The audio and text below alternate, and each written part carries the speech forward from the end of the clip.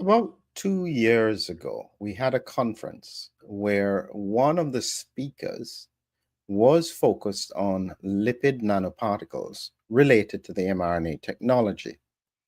And she shared some really important information. But as usual, because we only had a very tight time slot, some of those concepts really weren't fully grasped. What she has done is she has spent the time going back over the research, and she now believes that the information and the analysis that she's about to present is going to shape the foundations of the mRNA technology. So this is beyond even COVID vaccines. I don't know what she is going to say, but I am truly fascinated to hear more. So without any further ado, let's just add to the stage Christie. Hi, Christie. Thank you for joining me in this very interesting discussion. So before we start, I want you to introduce yourself to the audience if you can. Thank you. Thanks for having me, Dr. McMillan. My name is Christie Grace. I'm a former biotech process and project manager. I worked in custom biotech manufacturing, and I worked with teams that custom designed things like recombinant proteins, fusion proteins, and other biologics for large companies that had an idea in their head of something that they wanted made, but they didn't know how to get there. So I worked with teams to design things in research grade and things that would go to clinical trial that are treatments for genetic disease and cancer. So I've got a master's in science. I actually have 5 majors, but you were gracious enough to have me on the last conference, but we only had 15 minutes, and I think I went through 77 slides.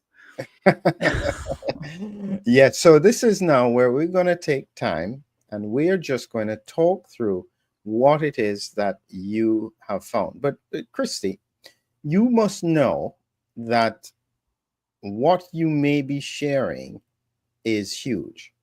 Why are you risking talking about it at all? I need help. Number one, there's some validation that has to occur. Also, the information was kind of buried, and I didn't write a paper on it. And so now I've written a paper and I have submitted it, and it's in preprint form, and I need to submit it for peer review. But regarding risk, I don't see any. I've been frightened before to speak out and was worried, and others have joined in speaking out, including you, so thank you. And the more of us that speak out and present science on the concerns we see that shouldn't be a left or a right issue and shouldn't be religious, and shouldn't be political, is to help people understand things that are going on that aren't being shared with them, and to promote public health and global health. That it shouldn't be dangerous to question things and say there's a problem that we need to address and no one's addressing it. So thank you for having me on. That's what I hope to do today, is to get the attention of people to look at this. Well, I'm just being clear in terms of my reflection because I still don't know what we're going to talk about. But I know that you know that this is something that's very important. This is a billion-dollar industry. Shareholders, if you are right, and these things are that significant, you could potentially be involved in taking down a whole industry that is now having global reach. Yes. Yeah. Wow. Okay. So without further ado, let's get into the science. So you'll start and you just tell me when you want to move along, and I'll move along these images. So here we go. Thank you.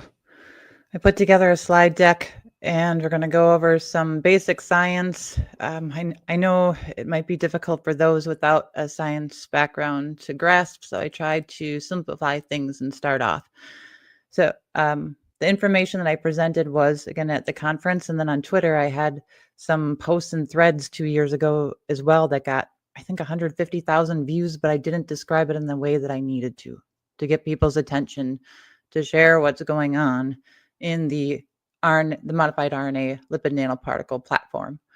So what we're going to be looking at are what are called adducts. And I'm going to describe some basic science behind it, what an adduct is, how drugs in the market that caused adducts to form in the human body in the past have been pulled, like Zantac, and what we need to do for a call of action to get others to test this in a lab to confirm, because it's already been tested in the lab with the RNA platform itself, but we need to test humans immediately, starting or with cow blood. So I put this presentation together, hopefully that people can understand a little bit more, so their eyes don't glaze over with science. All right, let's get through the first thing here.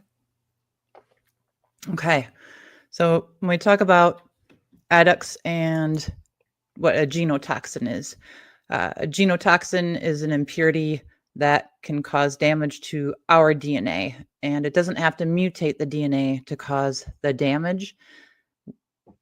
This is a process that can happen over time, but when we talk about pharmaceuticals, there are regulatory guidelines in place called ICH-M7. This is an international guideline that was set by multiple countries, and that the FDA in the United States also recognizes, the EU and Australia, and they are set amounts of chemicals that can be in pharmaceuticals and drugs that we take, and they're not supposed to be exceeded, that are recognized, that are either in the drug itself when it starts off, or when it gets into your body might make it into something else, and then it ends up being harmful to our genes.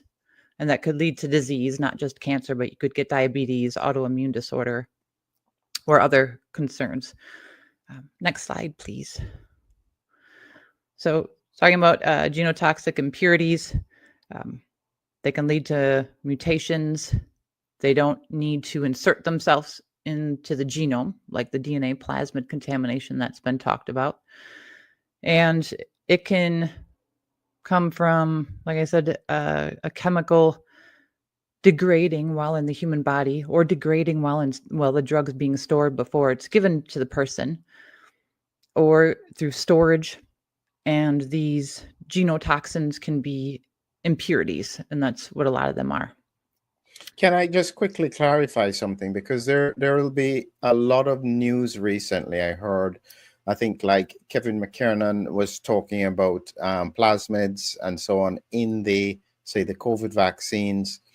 Is this what you're making reference to, or is this something different? This is something different. So this is on top of the fact that they are noticing impurities, say, in the COVID vaccines, for which the regulators have said it's not enough for them to be concerned. That's a great question, Dr. McMillan. So there's two things happening there. Number one, the FDA and other regulators are stating that the levels of DNA itself does not go over the threshold, or we know that McKernan and Dr. Speaker and Jessica Rose, they just published, I think, in Taylor and Francis for the peer review paper, confirming that it's, I think, over 600 times over the regulatory amount. That's just talking about the DNA. But that biotech plasmid isn't the same as the DNA that was tracked in when we talk about vaccines in the past, and it wasn't in a lipid. So the ICH guideline is something different. And I think that's why I can't state intent. If the regulators would acknowledge that that's a genotoxin, the DNA plasmid itself, then that would also fall under these ICH guidelines, which is different than the amount for the DNA plasmid, if that makes sense. The DNA amount is different than what's called the international guideline for genotoxic itself. One interesting question that I remember coming up, I'm trying to remember which interview it was that I had, but it was pointed out that part of the problem for regulators was that they didn't have the expertise in this area to be able to understand what was a risk. Is that a fair thing to say in terms of their defense? That's an interesting question. Vaccines are not the same as biotech, and they were conflated. And we also know there was a video floating around, and I forgot who stated it at a conference, where it was admitted that the modified RNA and lipid nanoparticle platform, which is biotech, was labeled a vaccine because they were concerned about the public not wanting to take it if they said it was gene therapy. Regarding people that are sitting in positions in regulatory agencies, they're very intelligent people. They've studied things for a long time. But vaccines are different than biotech. Legally, I can't speak to intent or to say that they didn't know. I don't have a PhD, and I've been sounding the alarm. Kevin McKernan is a bachelor's degree. He's been sounding the alarm. I mean, you're a doctor, but it's difficult to excuse what's happened here. Wow. Okay, let's move on. Should I move on to the next slide? Please. So again, when I speak to ICH M7, it is international regulatory guidelines that are set for the agreement by multiple countries that speak to what are called mutagenic, that can harm our genome, impurities in pharmaceuticals, and the amounts that are set, that are agreed upon, can actually be lowered. It's not, I guess it's not set in stone, but these guidelines are there to protect human health. So I think it's really important with everything we've been talking about and in the news and people presenting to look at these guidelines, because I don't think they were brought up previously. It was just amounts of things where we know, like Wafik El-Diri has talked about the paper that he wrote about where they found the spike protein was interacting with P53. That's part of an oncogenic risk.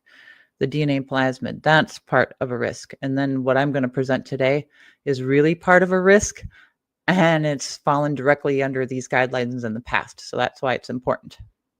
So before you move on, I'm just trying to, because these are such complex topics, and I'm trying to think about how to simplify the concepts. Okay. So when you're making, say, the vaccines, and you're using, say, bacteria to help to make some of the proteins or the RNA or whatever, you can have contamination in the product, but as long as it's not above a certain level, it's acceptable. Okay, something like that.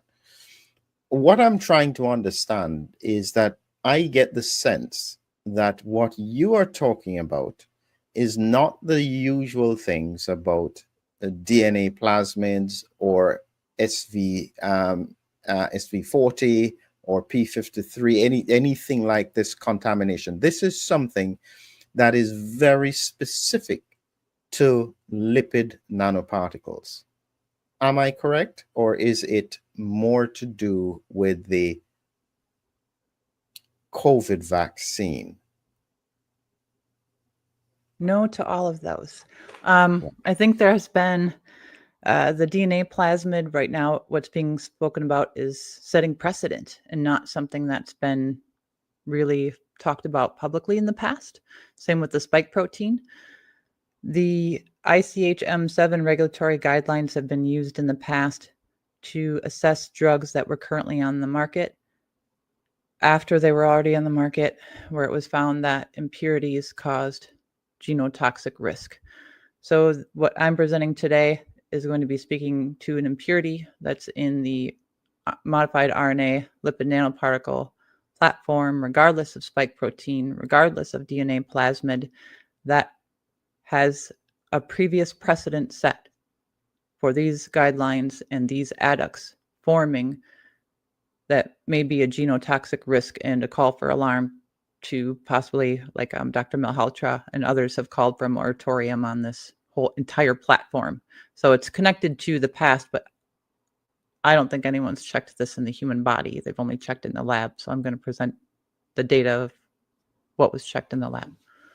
Okay, and so moving on with this here. So this is forces, different types of bonding. Right. Okay.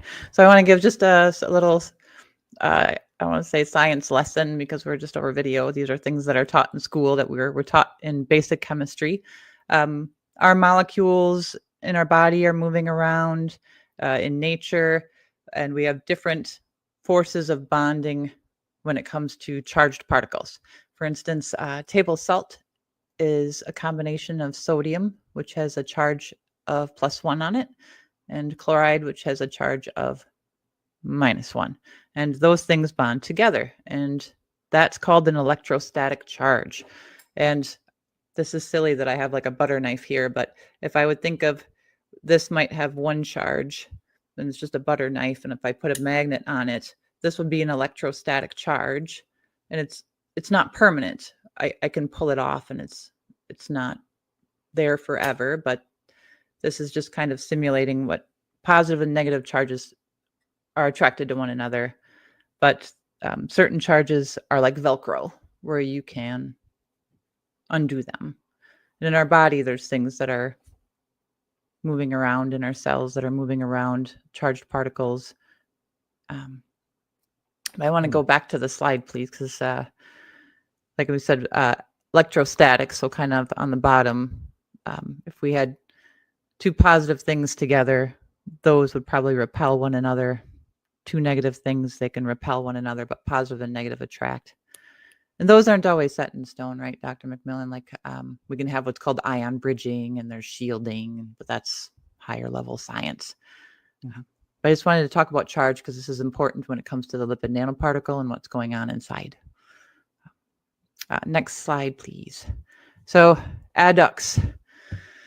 Adducts are formed when a covalent bond happens. And a covalent bond is the strongest bond that's possible in nature. And they're happening in our bodies from things like smog, environmental pollutants, smoking cigarettes. An aldehyde can form a covalent bond in the human body, but that's over time. If people that smoke long term, these adducts can form, and like the, like if I show like the butter knife, like the magnet sticking to it, a covalent bond, you're not going to be able to separate that. That's permanent. That's there. That's not going anywhere. Whereas like if it's electrostatic, it can be separated. But a covalent bond is a chemical reaction that is beyond what positive and negative charges do together, that kind of like come like Velcro. A covalent bond is super glue. And it's where chemicals will attach or could attach to our proteins in our body, the RNA in our body, or the DNA in our body. And again, it's like super glue. And we're exposed to them over time, but our body takes time to, sometimes it can usually heal. Next slide, please. So protein adducts can form. Proteins aren't directly involved in cancer, but there can be cancer risk.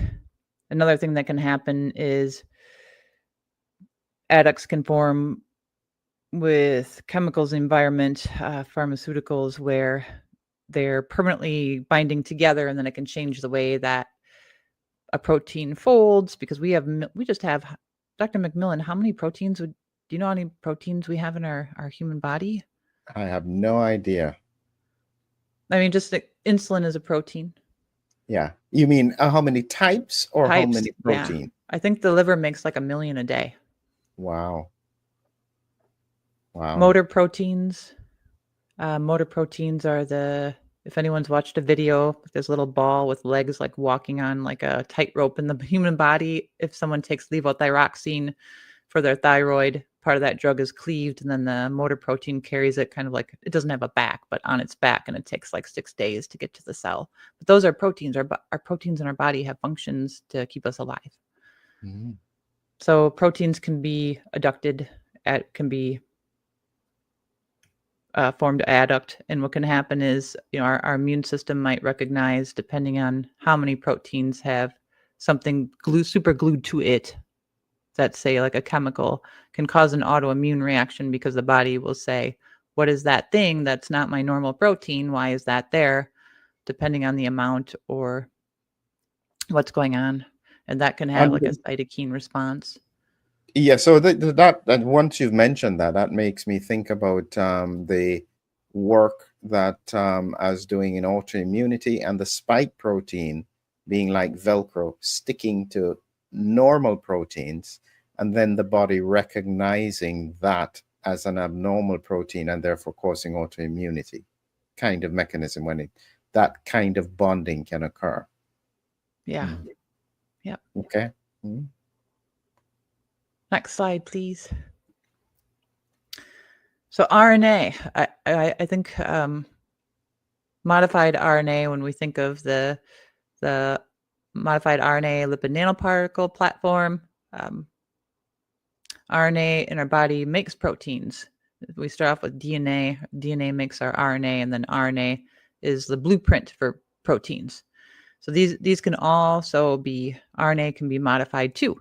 And again, it would be something sticking to it like super glue. If a chemical sticks to the RNA, which has 4 letters, and if we think of RNA like letters in a book, there's letters in RNA. DNA has letters in it too. But it would alter the property. It can alter the property of the protein it's going to make. It might make a useless protein, or it might make one that's a junk protein. We'll talk, I guess we could talk about that in a second when we talk about the N1-methyluridine. But similar to that, where something's happening and getting stuck to the RNA. So then when it goes into this thing called the ribosome, it's kind of like it's like a thing in the cell that reads it and kicks out the protein that it makes from that, the blueprint. If the RNA enters the area that the cell is supposed to read it and translate it, and it has something stuck to it, that can cause the same kind of frame slipping. And so let me just make sure. So the adduct, as you're describing, is any chemical that superglues to either a protein, RNA, or DNA. Yes. And whenever it does this, it can change the function and on the way how that either protein works or the RNA is translated. So in effect, an adduct stuck onto RNA can make an abnormal protein. Yes. And depending on where it is. Yeah. Yeah, an adduct stuck onto a DNA can make an abnormal RNA, which would then make an abnormal protein. Or worse. That's where the cancer. Okay, good. Making sure we're getting it. Yeah. Next slide, please. All right. So in the past, there have been drugs that have been pulled off the market because they bound to DNA like super glue. And is it carboplatin? I pronounced that wrong. Yeah. That was a drug for cancer, right? To help fight cancer in people. But what was found after the drug went on the market is that this drug meant to fight cancer got stuck to a piece of part of the DNA in our body. So super glued to part of the DNA. And so when the body is reading the DNA, it could break it. It could break the DNA. It might not just be stuck to it. Same with the RNA. It could break it. So it's now snapped in half. Or depending on what gene in the DNA it's super glued to, that could be P53. That could be a tumor suppressor gene. That could be an oncogene, and it could interrupt the function of that gene. Not necessarily making the RNA, but it could interrupt the function of that gene in the human body. And so the same thing, if anyone's heard of Zantac, that's why Zantac was pulled off the market, because they found that Zantac, the it's not a proton pump inhibitor, but it's like, isn't it H2 blocker? H1. H1 blocker. Yeah. It was people took it because they had nausea or stomach pain, and they were taking Zantac. Was it ranitidine? Ranitidine, yeah. And it was after the fact that people started doing studies and found that as the body's breaking it down, the drug formed a secondary thing, what's called like an intermediate, where it formed another substance that is gluing itself sometimes to the DNA in our body, and they found it to be carcinogenic, genotoxic, meaning harmful to our genes, and that's why it was pulled off the market. Right. Wow. Yes, that's good to remember. All right. Moving on. Yes, please. Okay.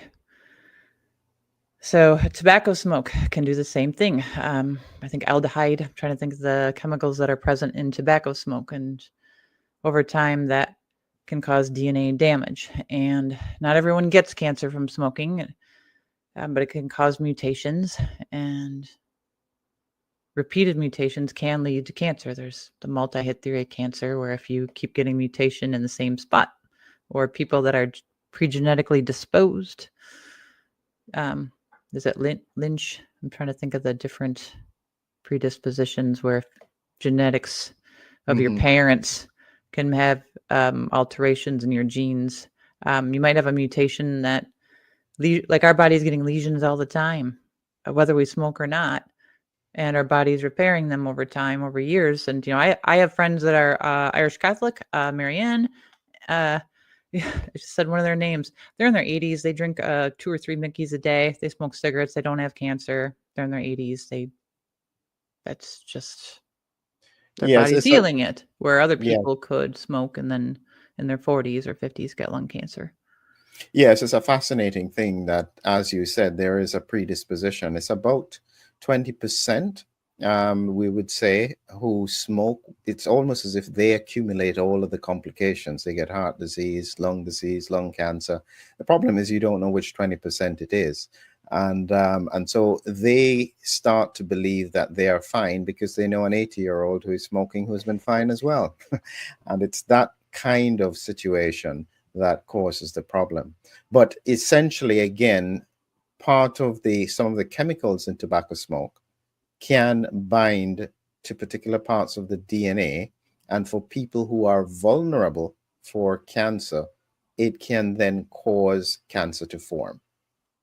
Right. Or they might not be vulnerable, right? Like they might have confounding factors. Other things they're exposed to different times in life, right? Males and females, different parts of the genome. Like we have 2 X chromosomes, where males have XY, and there's different genes on the X chromosome that can have increased autoimmune conditions. And I know there's links, correct, to autoimmune disorder and cancer. So I think there's probably a host of things. But again, so let's go to modified RNA and LNP. All right.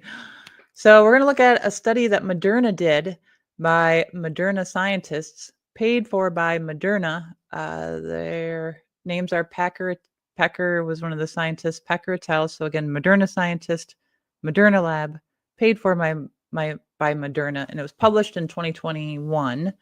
So we're going to look at the RNA. Like we know the modified RNA. Dr. Tay and Dr. Ko out of Korea, I think their paper came out in 2020 or 2021, where they looked at the storage conditions of the RNA and LNP, and that it was degrading during storage, and it was breaking down. And they were finding that the RNA was fragmenting, so pieces of it. But they also found that the lipids were sticking to the RNA sometimes, and they weren't just electrostatically binding, like where I showed, like you can pull the thing off of the butter knife. They were like super glue binding onto the RNA. And can I just clarify here, just so that people get this? So on your left here is one lipid nanoparticle, for which it will have these I guess, phospholipid-like materials on the outside, making it into this ball. And then on the inside, it will be protecting the mRNA, the modified RNA, which is then packaged and taken into the cell. You're saying that even within this lipid nanoparticle, some of the RNA binds to bits of the lipid nanoparticle as adducts. Yes. And Yep. it will then cause sometimes the RNA to fragment so that it's no longer a full segment of RNA, but pieces of it, which would then make abnormal proteins. Or not at all. There's been studies that showed that non-coding, so the body can't do anything with it, the body can't read it, can either turn off or turn on cancer. There was a paper that said it can, non-coding, meaning not readable. The body doesn't know what to do with it, and it's just junk RNA, so not making a junk protein. And so it can't degrade it. Why wouldn't it degrade the RNA that's junk? Wow. Or it could take time. So we can talk about that in a little bit, because I think that I probably have like 15 more slides. Oh, all right. Let's move through quickly then. Okay. All right. Okay. So here's a study. Moderna scientists wanted to know, they did their own study that was different than the N1 methyl pseudouridine study, where they were finding that some of the proteins in the modified RNA for the COVID RNA LNPs were making junk proteins, and they wanted to know why. And next slide, please. So I guess we can go a little bit faster. So there's the abstract. And what they found is they used a method to look at the lipids in the RNA that had never been used before by scientists or published ever. So this was the first time any scientist did this study, and they used what was called reversed ion pair high performance liquid chromatography. And what that is, where they put the modified RNA and the lipid particles inside, all the lipids that were inside, whether it be the positively charged lipids, the PEG, the cholesterol, the DSPC, they put them through columns and they separated it, and then they looked at what was happening with all the lipids that were surrounding the RNA in the lipid nanoparticle, and they found that some were binding permanently, superglued to the RNA. So here's a graph, and if you can go out to the study and see, it's open access, so you don't have to pay for it. So thank goodness for that. Anybody can go find the study. So here's where they looked at time, and they looked at temperature, and they looked at the different lipids. I just want can you just go to the next slide, because I'm going to show you temperature here. So what they did was they took all the lipids and they took the modified RNA and they put them at different storage temperatures, and then they looked at the temperature versus the number of superglue happenings. So there's the adduct. -20 had that's usually what it's stored in, had the lowest number of the adducts forming, where the lipids were binding to the RNA permanently. 40 degrees Celsius had the highest number. And if we think about body temperature, human body temperature is about, is it 37 degrees? 37 degrees Celsius. And that's quite a jump from the 25 to the 40 degrees Celsius. And just to clarify, because initially the vaccines were supposed to be stored at -20. Correct. But then that changed, didn't it? Right. They're supposed to be stored in their refrigerators. I think shipped at -80, because as it's shipped, it's going to get cooled down, or warm up rather, and then -20 when it gets there. And then they changed it. And like we know through different reportings out of Australia and other places, that they're storing it for months before they ship and then after they ship. All right. Okay. All right. So that's important. So what does this mean? So this is, they used what's called mass spec, and this was just, they were looking at the N1-ME for N1 methyluridine, and they were looking at the lipid molecules, and they were looking at which of the letters on the RNA, there's 4 letters, were getting modified. So this is over time when they were coming in contact with the modified RNA. And this is a whole bunch of, I guess, science, but they were looking at time over minutes. And it's, yeah, A was the highest peak, but they were. And what does A mean? So that was the highest number, when they say signal counts on the left, the highest number of adducts that were forming. And this is the N1 methyl pseudouridine. Yes. So this is number 2 Yeah. in terms of adducts. Yeah. So that's important. So this is the A, letters that are A. A. yes, Sorry, go ahead. AC. Okay, yes. So this is important here. So in effect, then, let me try and remember. So A, C, G, and what's the fourth one? U, uridine. Correct. And Yes. in DNA, that's swapped out for the T. Yeah. Yes. So Yep. the uridine in the ACGU, the uridine in the mRNA has been switched to methyl pseudouridine. And so what that is saying is that the methyl pseudouridine, when we look at this, is the one that has the second highest adduct formation behind the A, and A is the adenine. Mm-hmm. So adenine is highest, Mm-hmm. and then the methyl pseudouridine. G, which is guanine, is third, and then C, cytosine, is the lowest. It's being modified, meaning it's being altered. Mm-hmm. Okay. Right. Okay. All right. Let's move on. So yes. So This is what where it's does going to this? get interesting. Yeah. So the researchers found that the adducts are forming. So the lipid particles, which I'll show in a slide in a little bit, are getting superglued in some places because there are impurities in the lipids themselves. So there's 4 parts to the lipid nanoparticle, which is on the next slide, but they found that one of the things that is being formed through storage or just through the manufacturing process as well is N oxide, and aldehydes are another. They found more than one, but that's just the chemical chain and what's going on there. So when we talk about the lipids, they were on the first screen too when we first started. When the scientists saw where these are forming, and they found that the ionizable lipids, there's some that have a positive charge, and these are attracted to things with a negative charge. The RNA has a negative backbone. So inside the LNP, they're kind of around it, kind of like in a layer. And then there's ones that are ionizable, meaning they don't have a positive charge yet, but when they enter the cell, they will.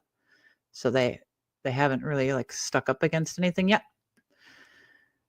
And the cholesterol and the PEG, they weren't really finding it was doing much. It was mostly in those ionizable lipids, and those make up percentage-wise half of the LNP.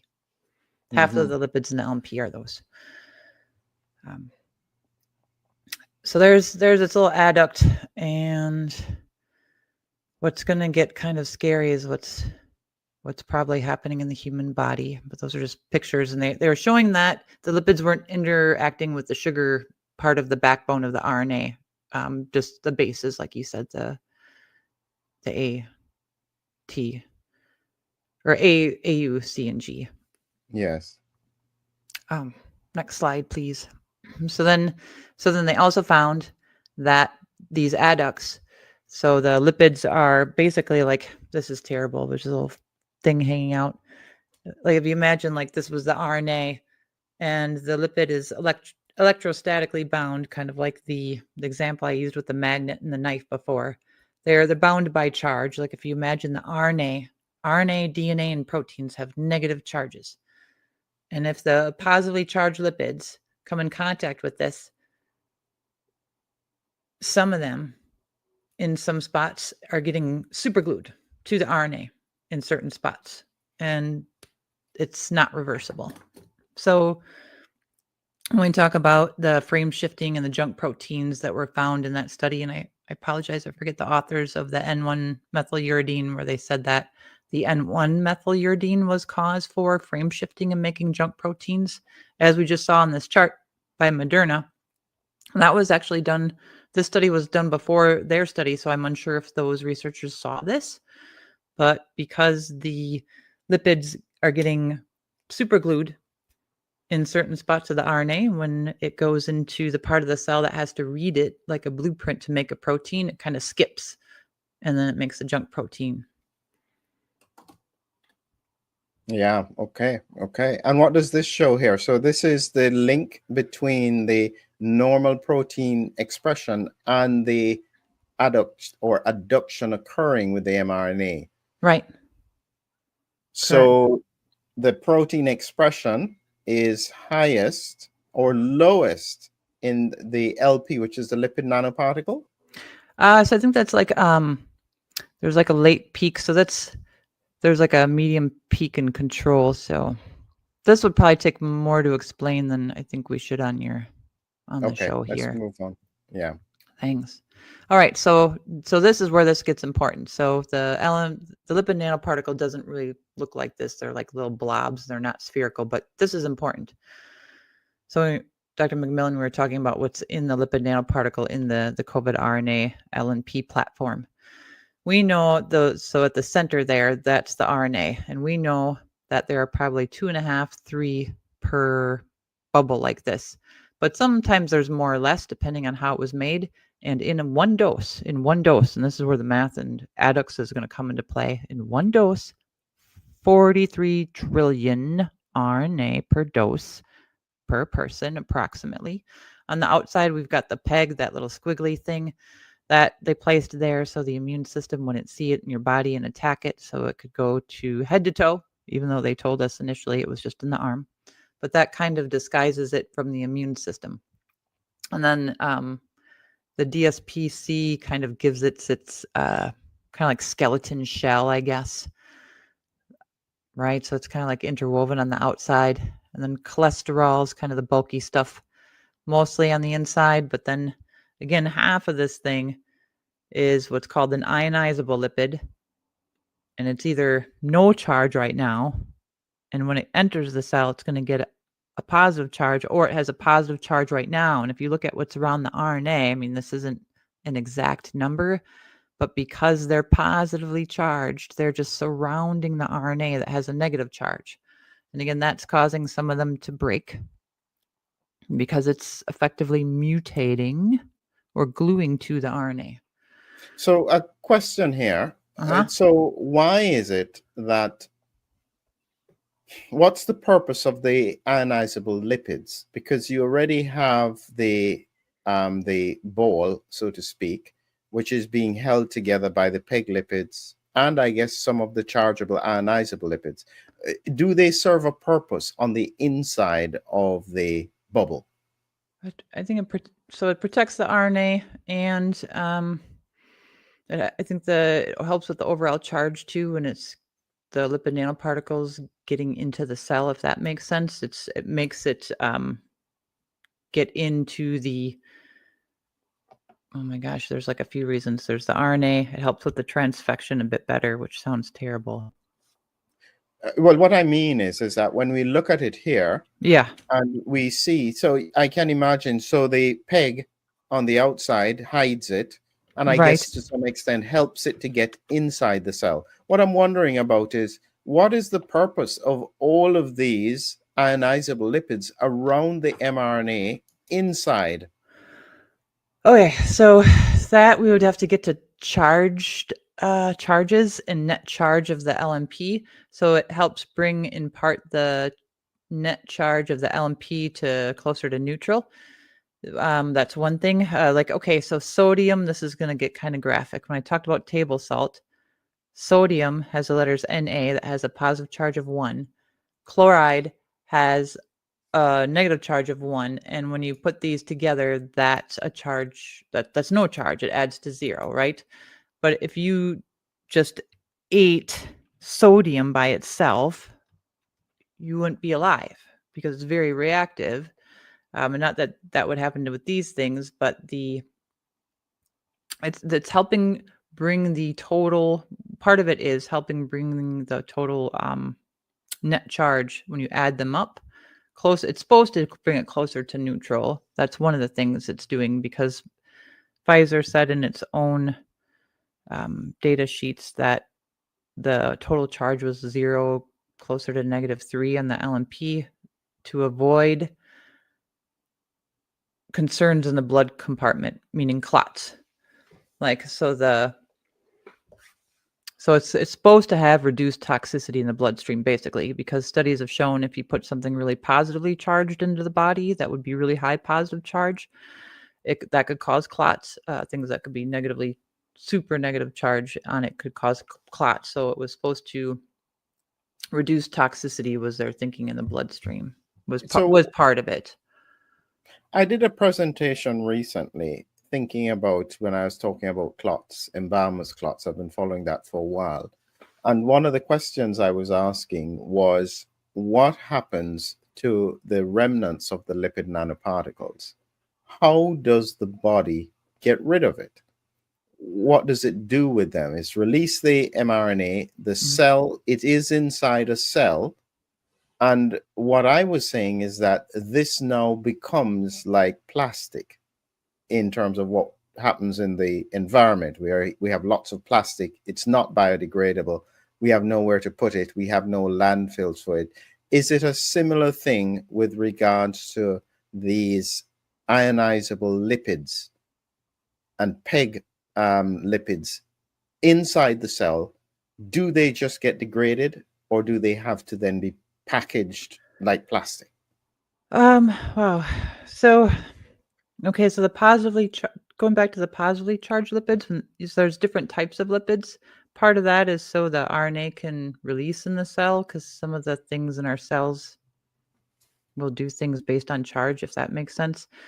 So we have what are called macrophages. If anyone has seen a video of, I don't have another word besides blob, where it's this thing kind of chasing something across the screen, and it's kind of like eating it and then digesting it.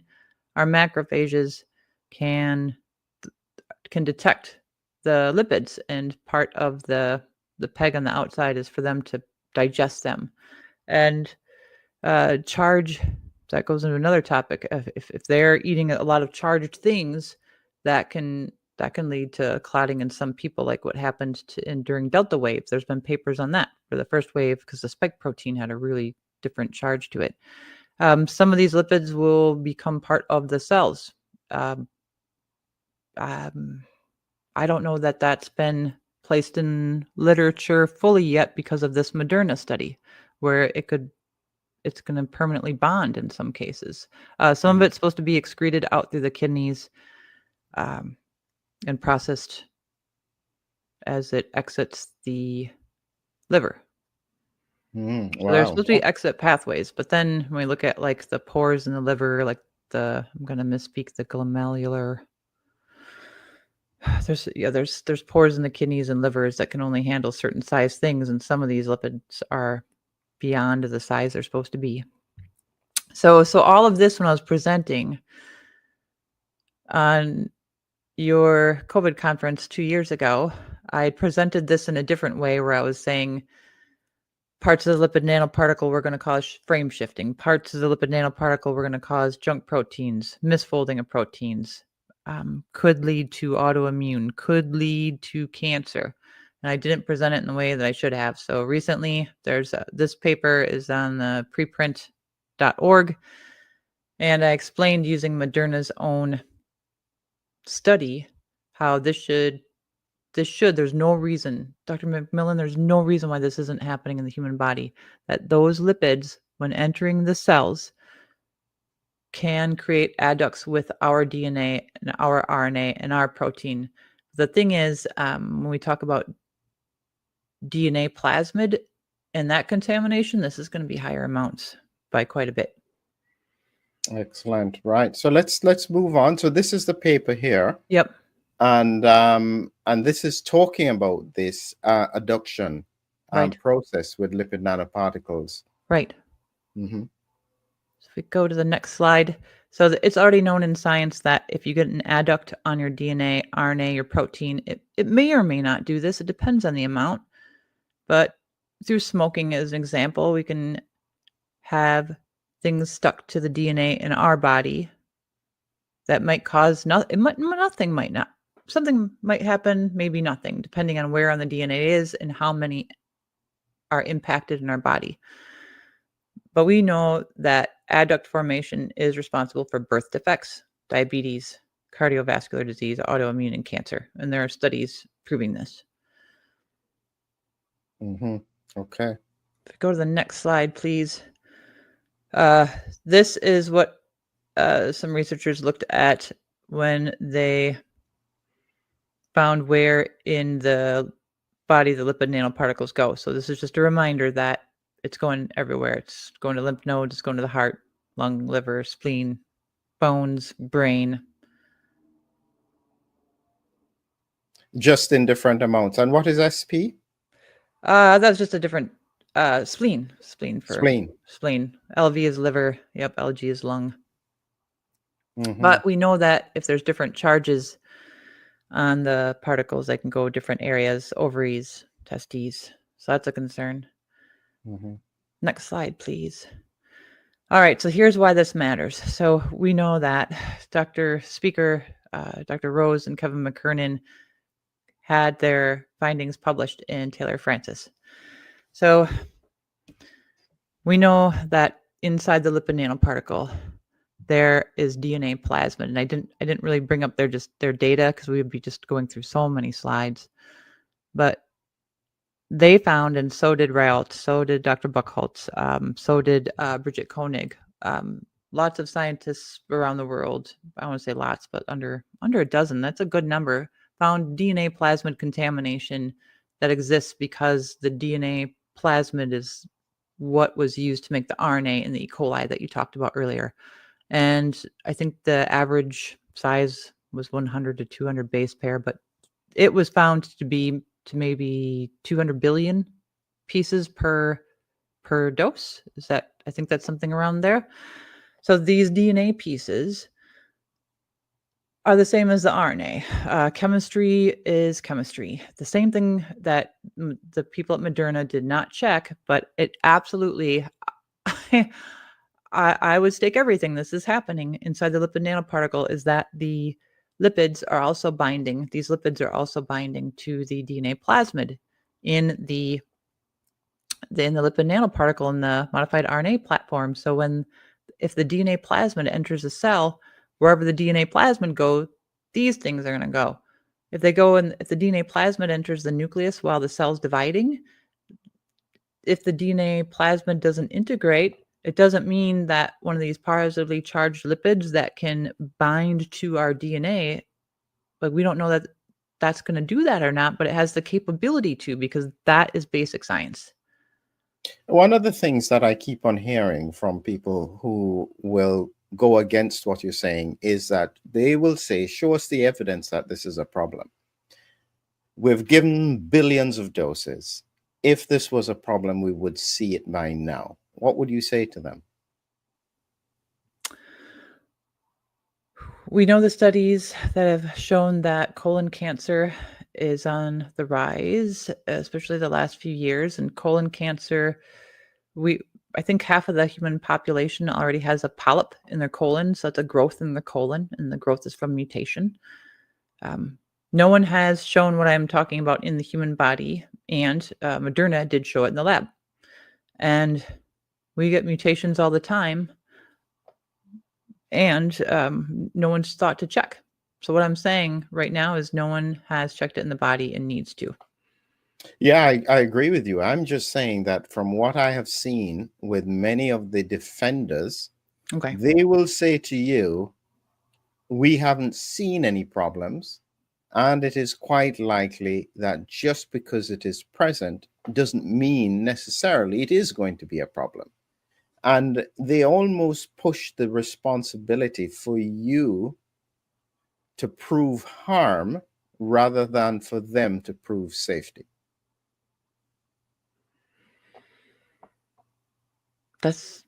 they are pushing back. Yes, I'm That's just true. telling you, I get it all the time.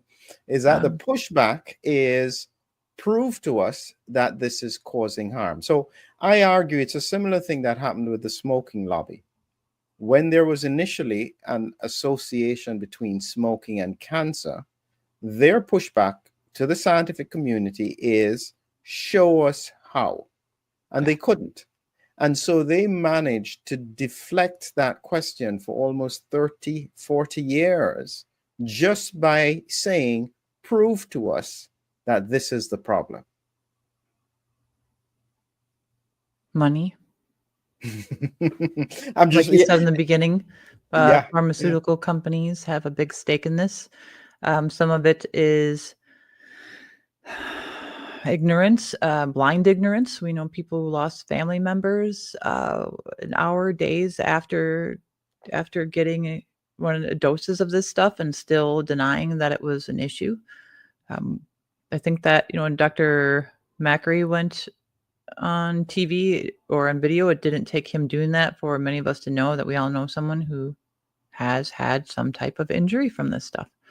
But so when you say that, yes, quantifying it, yes. So this, what I'm presenting here, is something that you can quantify in the same way that researchers were able to do with smoking. It wasn't until the 70s, was it the 70s or 80s, when researchers found through smoking an aldehyde formation and using what's called mass spec and other imaging that they found that these adducts were forming, and that is how they quantified it. And the presentation I'm giving here is showing how you can quantify if there's cancer risk, and I believe there absolutely is. Wow. So when we look at this slide here, what is this? So when we talk about the DNA plasmid that is in the modified RNA and lipid nanoparticle platform that's left over. A lot of people have said that it can't go into the genome. It absolutely can. So all the slides here came from studies I didn't make, or I didn't make these pictures rather. None of these pictures are something I made. I've got a reference deck for these. So that would look like a piece of plasmid entering the cell, and it can get in through the microtubule and through these pore complexes. One of the things that the positively charged lipids also does, which is just a nightmare thing, is a few-fold. Number one, charge can be a nuclear localization signal. It's not. It might be part of the SV40 promoter that's found, but studies have shown that positive charges help and can assist things entering the nucleus, because the outside of the nucleus, even though it's not shown here, is can interact with charges. When we talked about things breaking down, like you've said, people push back, and there's been scientists who have said, "Oh, the enzymes inside of the cell, kind of like our enzymes in our mouth, break down sugar. The cells have enzymes to break down DNA that shouldn't belong there." Well, when you've got a positively charged lipid stuck to it, that's another thing that would slow that down. Beyond the issue of the plasma DNA being resistant to being broken down anyway, same with the N1-methyluridine. Now, this is an addition to that it can help it get into the nucleus easier. And, the modified RNA was found in plasmid for up to 28 days in people circulating. Besides the N1-methyluridine, this is a fuzzy green thing, but if you think of it like a lipid, if these are stuck to that modified RNA, it will shield the modified RNA and or the DNA plasmid additionally from being broken down, because the enzymes are actually kind of charged. They're reacted to charge. Otherwise, they'd start eating everything in the cell. And I think this fits in with the issue with regards to exosomal problems, where these cells now become overloaded with some of these abnormal products, can't manage them, and therefore they package them up into their own little nanoparticles and share them around. Or go dormant in the cell. And that is a document, if you need, that I don't have included here, that was put up by the FDA and CBER in 2020. That plasmid DNA can go dormant in exosomes and hang out in the nucleus for up to 20 years. and then kind of Wow. be reactivated like a virus Wow. or do So what nothing. does this slide here mean? So this is just another one looking at the complex way of, like on the right-hand side, there's a lipoplex, polyplex, plasmid, liposomes. Those are just kind of ways lipids can form with DNA and how that can actually get to the nucleus. If that's a lot of science for someone says no way. So this is just an extra slide showing this. And it's important to note that once it gets into the nucleus is a protected region, like the cell is a protected region. Right. The nucleus is like the vault inside the vault. Right. Mm. Yes, yeah. So these are pretty serious, very, very serious things. What's this about histones that you've got here? Oh boy. So I actually showed this in your presentation 2 years ago, and I thought about using the deck.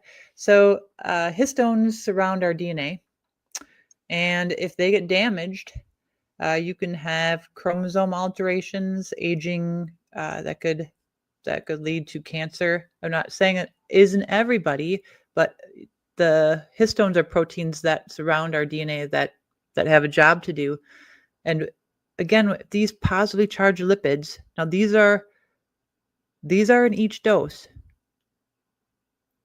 If 43 trillion RNA are in each dose, and when we talk about half of the dose is these positively charged lipids, we're in the quadrillions. And when Moderna looked at a really small percentage of them are making these adducts, we're still into the trillions if hundreds of trillions should react. And also they're going to react more in the human body, but as far as the histones, they can, so once those positively charged lipids enter the cell, through electrostatic reactions, they can covalently bond to things, and if they get in the nucleus, they don't have to integrate.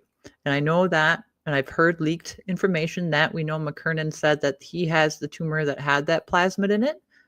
That someone I think died, unfortunately, of colon cancer, but then others didn't find any DNA plasmid. So this is an additional thing that can be happening.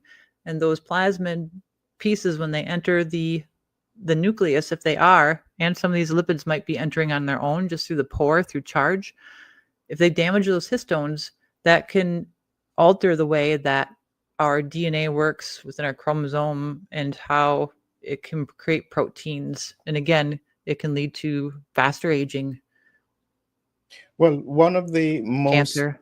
Yeah, one of the most important things that I'd found recently was a paper looking at acetylation of histones related to mRNA vaccines in macrophages and locking them into an inflammatory position. Now, that perfectly aligns with what you said in that we don't know the exact mechanism. But I remember when that piece of work came out, it explained one of the patterns, which is that some people can get persistent inflammatory processes like long COVID just from being vaccinated. Right. You know, and it seems as though it impacts on those histones. And so if an inflammatory part of the gene is already unwound, it locks it so that it can't get back into position. I didn't know that. And this might be a driver of that then. Yeah. So this is the point. As soon as you saw the histones there, I remembered that paper that came out this year specifically talking about they know this happens, they don't know the mechanism, but they can see that pattern. And for me, that then explained the macrophage hyperactivity that we get largely around the pandemic, which seems it can occur from infection. But if you then have infection plus mRNA locking it into position, you can then get persistent inflammatory processes.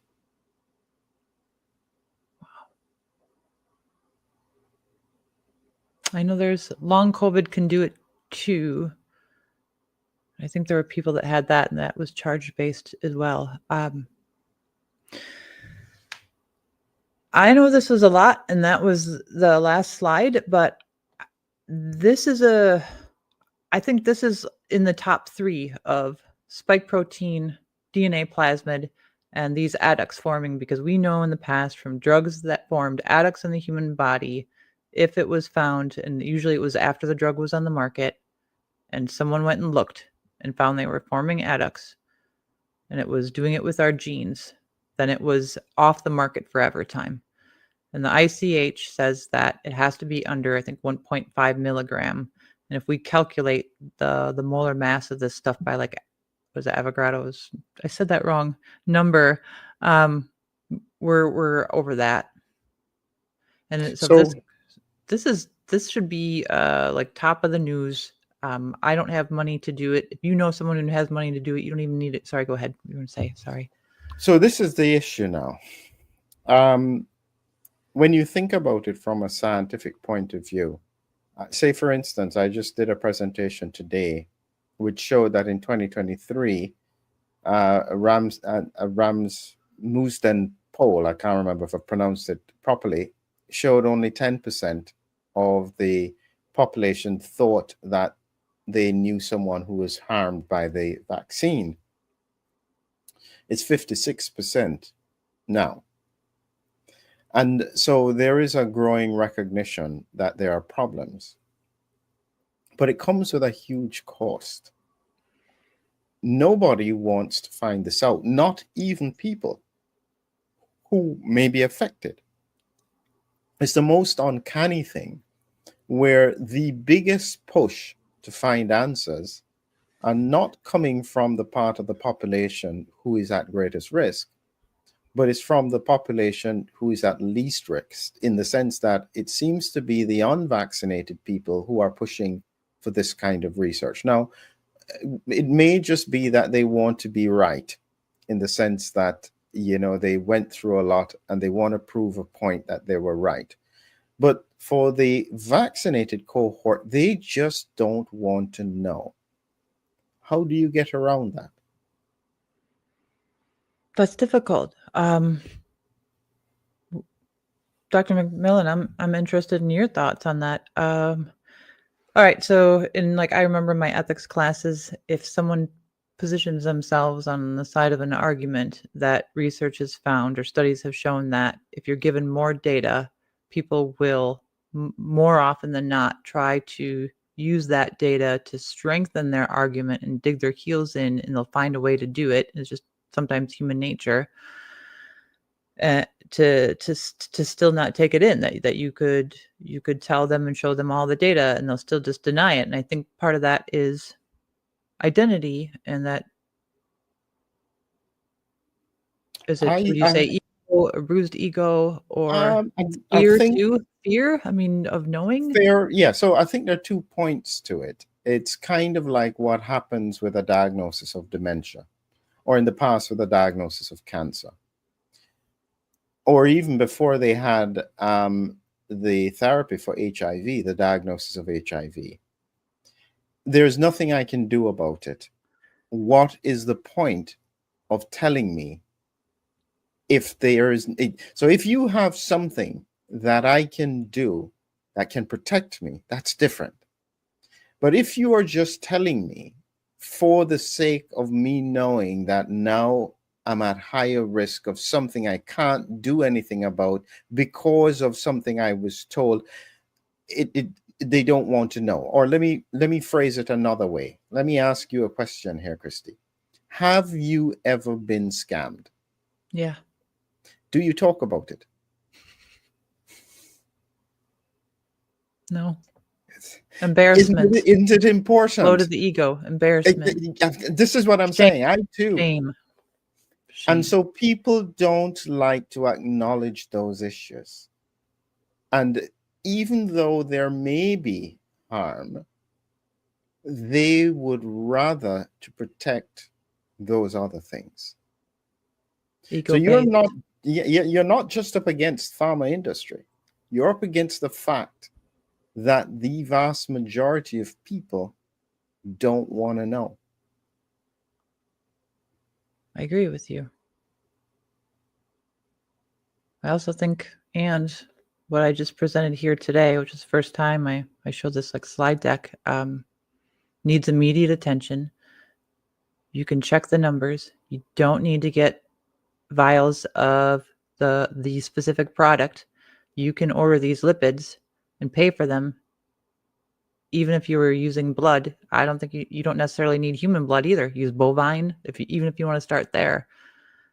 There's a lab nearby, but I think this is extraordinarily significant, and it needs immediate attention because it would align with ICH M7 guideline, and it's not part of the DNA levels that we're getting pushback on. This is an international guideline. Moderna showed adducts are forming. It's Moderna paid for, not anybody else. It was Moderna that showed this data. And there's no reason, I'm unsure anyone else or your opinion on this, there's no reason through science and molecular biology that we know it, that this isn't happening in the human body at a very large amount. So and you're getting it in one shot. Yeah. So here is a practical final question as we close out, Christie. How is there any way easily? Because don't expect learn from the tobacco industry. They will fight to the very end to protect their interests. So you can't assume that industry will do the right thing. But for the individual who may be listening, what can they do that would be able to potentially check their own personal risk? I'm not a medical doctor, so I can't diagnose or treat disease. But is there a blood test? Is there? For this, if people had DNA tested before, some of these modifications that could have been made, when we talk about the reactive oxygen species, there's a gene, oh gosh, it's like a OX8 gene that can be mutated just through the reactive oxygen species. I'm not saying that anyone should get their tissue tested or blood tested, and I've heard this before. This is a plea to scientists to say, I think for me it would take about $5,000 to $10,000 for me to check this at the lab here that I could rent out. As far as a person goes,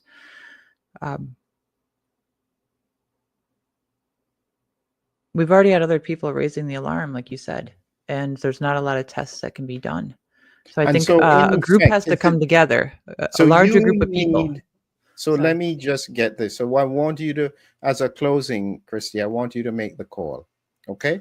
I want you to pretend that you just say what it is you need, everything you need, the amount, the resources. Just pretend for a moment that anything you wanted, you could get.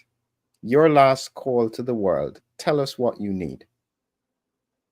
To myself or scientists, for me, the lab here, I have some strapped finances right now. I wouldn't even put it in my bank. It would go to the lab. There's an extension of the university lab, full biotech lab. It's, don't go to the 3,000. ocean with a spoon here. Okay. No ocean with a spoon. I want you to go with a bucket. One person, one scientist. Take the lipids, mix it with blood. We want more than that, Christie. We want, suppose you wanted to do it on 10,000 people. This is what I'm saying. You have no limitations. Make the call. Get Jay Bhattacharya and RFK in the room right now with a group of people. You want them. You want to be part of NIH? You want to do this research through NIH funding? Yes. Yeah. How much would it cost? Under 10,000 if we just do the blood. No, but that's just for Phenomenal. one. Let's just talk about if you're doing it 4,000 or 10,000. Blood. We're just talking about blood samples and the equipment. We're not talking about injecting into tissues or animals or anything. We're just looking for the adduct formation in cells. And this is just blood samples and lab. Yeah. Wow. Yep. Just put it under the HPLC. Just put it right under there. So anyone who is listening to this, who has access to RFK Ray and Jay Bhattacharya or anyone else in these organizations, somebody with the expertise to know how to prove this, says it costs a fraction in the context of the benefit and the knowledge that will come, not just for the USA, but for the whole world. Yeah. Thank you very much, Christie. And I wanted you to make that call to the world because you never know who is listening. Okay. Thank you. You never know who is listening. So Okay. yes, this is what we are after. And we hope we give you the license to find the answers for us. Okay. So thank you very much, Christie. We're going to close now, and I want you to wait for me until after the outro. But thank you, everyone, for watching. This was complex, heavyweight stuff, but we really appreciate Christie coming to try and dissect the science for us. Have a great evening. Thank you.